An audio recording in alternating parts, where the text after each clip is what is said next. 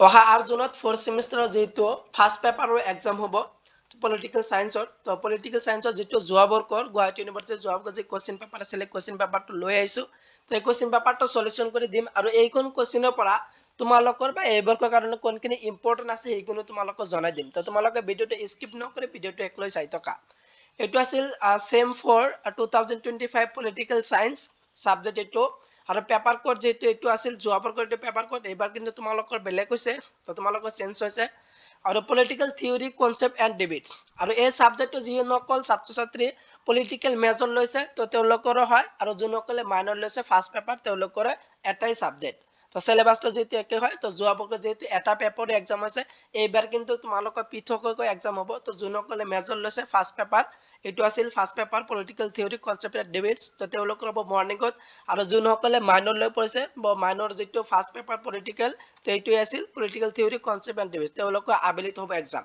আৰু এইখন পেপাৰত ফুল মাৰ্ক 60 মাৰ্কৰ হয় আৰু টাইমটো কিমান থাকে 2.5 ঘণ্টা থাকে তো তোমালোকৰ 60 মাৰ্কৰ এক্সাম দিব লাগিব টাইমটো 2.5 ঘণ্টা হ'ব আৰু এই যি কোশ্চেন পেপাৰ আছে এইটো এই কোশ্চেন পেপাৰটো যেহেতু এক নম্বৰ কেন্দ্ৰ প্ৰশ্ন থাকে যে choose da correct option of the following 1 into 8 equal 8 তো এক নম্বৰ থাকিব 1 মাৰ্কছৰ 8খন প্ৰশ্ন লিখিবলৈ আহিব তো যোৱা বৰ্ষত যেনে আহিছিল যে তলৰ দেবৰ শুদ্ধ বিকল্পটো বাছি ওলোৱা প্ৰথম প্ৰশ্নটো কি আহিছিল যোৱা বৰ্ষত যে এই নম্বৰটো যে তলত উল্লেখিত কোনটো ৰুলছৰ মূল অৱস্থা ধাৰণাৰ অন্তৰ্গত যেহেতু কোশ্চেনটো ইংলিছ এণ্ড আছামিজ মিডিয়ামত দিয়া থাকিব তো ময়ো তোমালোকক যি সলিউশন কৰি এনসাৰটো দিম তো ইংলিছ এণ্ড আছামিজ মিডিয়ামতে তোমালোকক দি দিম তো প্ৰথম অপশনটো দিয়া আছে এক নম্বৰটো প্ৰাকৃতিক অৱস্থা আৰু দুই নম্বৰটো আছে নৈৰাজ্য বা নৈৰাজ্যৰ অৱস্থা আৰু যেটো 3 নম্বৰ অপশন দিয়া আছে অজ্ঞতাৰ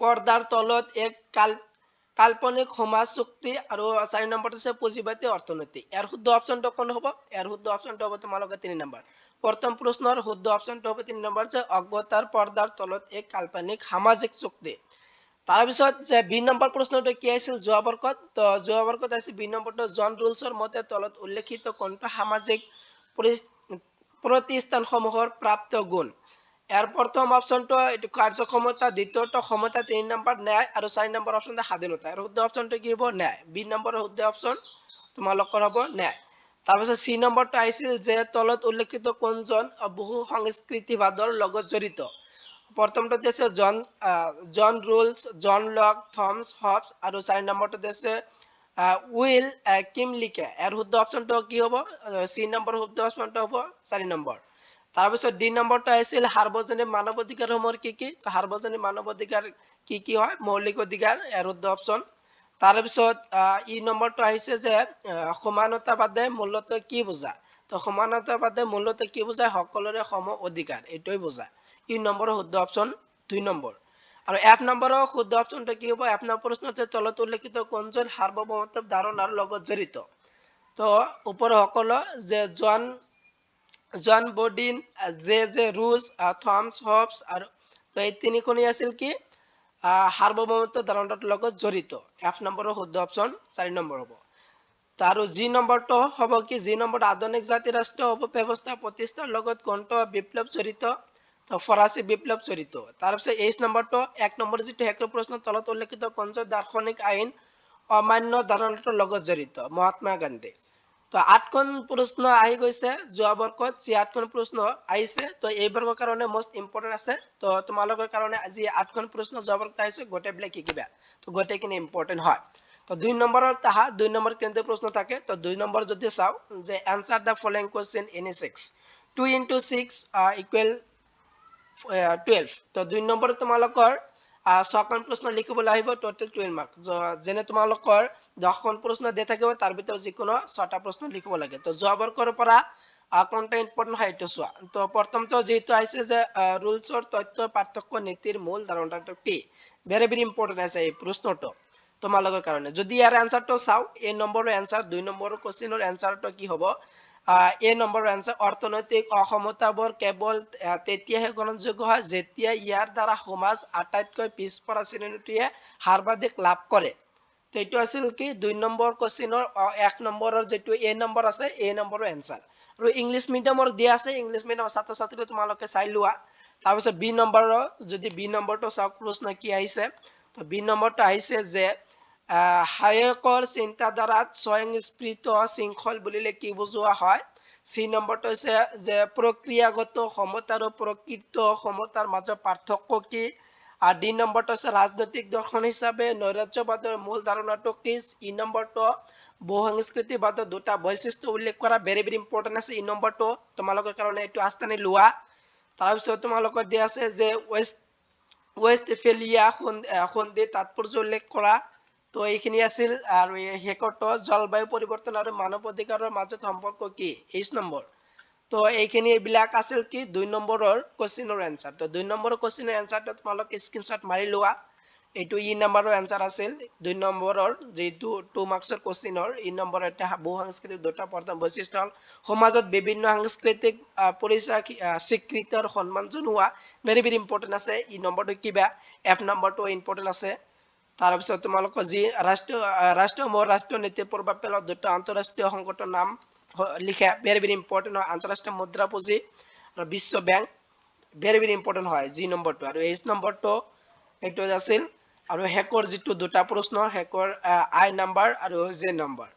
তো এইবিলাক আছিল কি ২ নম্বৰৰ কোশ্চিনৰ এনসাৰ। তো 2 মাৰ্কৰ কোশ্চিনৰ এনসাৰ বিলাক তোমালোকে চাই ল'বা। আৰু যদি এইখন পিডিএফ তোমালোকৰ লাগে পিডিএফটো মই ভিডিও ডেসক্ৰিপশনত দি দিম। তো সেইটো তোমালোকে ডাউনলোড কৰি লৈ তোমালোকে পঢ়ি যাবা। ইয়াৰ পৰা বহুতো কমন আহিব 4 সেমিষ্টাৰ যেটো পলিটিক্যাল সায়েন্স মেজৰ বা মাইনৰ যেটো ফাৰ্স্ট পেপাৰ আছে। যেহেতু এই পেপাৰৰ 8 জুনত এক্সাম আছে। তো 8 জুনত এক্সামিনেশনৰ কাৰণে ভেৰি ভেৰি ইম্পৰ্টেণ্ট হয়।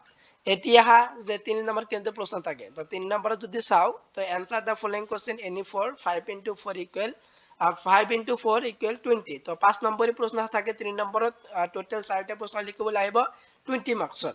যেনে 8খন প্ৰশ্ন দিয়া থাকিব তাৰ ভিতৰত যিকোনো 4টা লিখিব লাগে। তো যোৱা বৰ্গত আহিছিল যে ৰুলছৰ ন্যায় তত্ত্বৰ নীতি দুটা আলোচনা কৰা। এই নীতি দুটাৰ সৈতে তথ্যৰ মূল অৱস্থা ধাৰণাটো কেনেকৈ জড়িত বুলি তুমি ভাবা? ভেৰি ভেৰি ইম্পৰ্টেণ্ট আছে। তো 5 মাৰ্কসৰ কাৰণে এইটো তোমালোকে আস্থানি লোৱা। এই নম্বৰটো ভেৰি ভেৰি ইম্পৰ্টেণ্ট। বি নম্বৰটো দিয়ে ইমান ইম্পৰ্টেণ্ট নাই। তোমালোকে এইটো চাই যাবা যে হায়েকৰ ন্যায়ৰ ধাৰণাটো ৰুলছৰ ন্যায়ৰ ধাৰণাতকৈ কেনেকৈ পৃথক। তাৰপিছত চি নম্বৰটো জন লক এইটো আছিল। ডি নম্বৰ সামাজিক অসমতা সম্বোধনৰ ক্ষেত্ৰত প্ৰকৃত ক্ষমতা তাৎপৰ্য আলোচনা কৰা। এক গণতান্ত্ৰিক সমাজত ক্ষমতা আৰু স্বাধীনতাৰ ধাৰণাৰ মাজত সংঘাত আছে নেকি আলোচনা কৰা। এইটো ভেৰি ভেৰি ইম্পৰ্টেণ্ট আছে 5 মাৰ্কছৰ কাৰণে এইটোৱে কিবা। তাৰপিছত এফ বহু সাংস্কৃতিবাদৰ অন্তৰ্গত বিভিন্ন প্ৰশ্নটো কেনেকৈ বুজোৱা হয় এইটো শিকিবা। এফ নম্বৰটো ইম্পৰ্টেণ্ট আছে।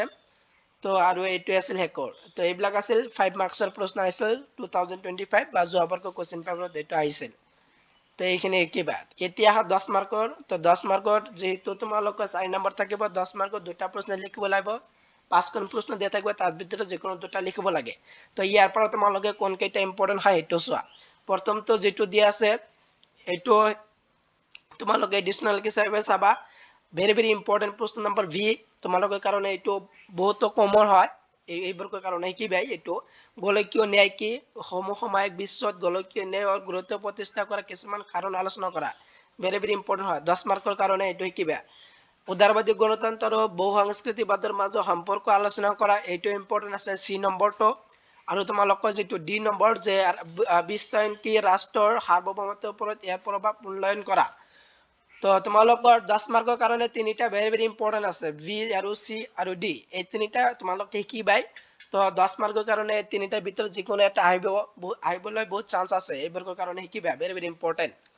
তো এইটো আছিল কি যেটো 4 সেমিষ্টাৰৰ পলিটিক্যাল সায়েন্সৰ ফাৰ্স্ট পেপাৰ যেটো আছিল। তো যোনসকলে মেজৰ লৈছে তো তেওঁলোকৰ যেহেতু 8 জুনত ৰাতিপুৱা হ'ব এইটো এক্সাম। আৰু যোনসকলে মাইনৰ লৈছে তো মাইনৰ লোৱা যেটো পলিটিক্যাল সায়েন্স ফাৰ্স্ট পেপাৰ এইটো আছিল ফাৰ্স্ট পেপাৰ তেওঁলোকৰ হ'ব কি আবেলিত হ'ব। তো তোমালোকৰ 8 জুনৰ কাৰণে এই কোশ্চিনটো ভেৰি ভেৰি ইম্পৰ্টেণ্ট হয়। এই কোশ্চিনটো তোমালোকে ভালদৰে সলিউশন কৰি তোমালোকে যেটো পিডিএফ আছে পিডিএফটো তোমালোকে ভালদৰে পঢ়ি যাবা। আৰু যিখিনি ইম্পৰ্টেণ্ট দিলো এই কোশ্চিনৰ পৰা সেইখিনি তোমালোকে আনসাৰটো বাহিৰ কৰি পঢ়ি যাবা। ইয়াৰ পৰা বহুত কমন পাবা। তো ভিডিওটো ইমানে আছিল। ভিডিওটো একলৈ চাই থকাৰ বাবে তোমালোকক সকলোকক ধন্যবাদ জনাই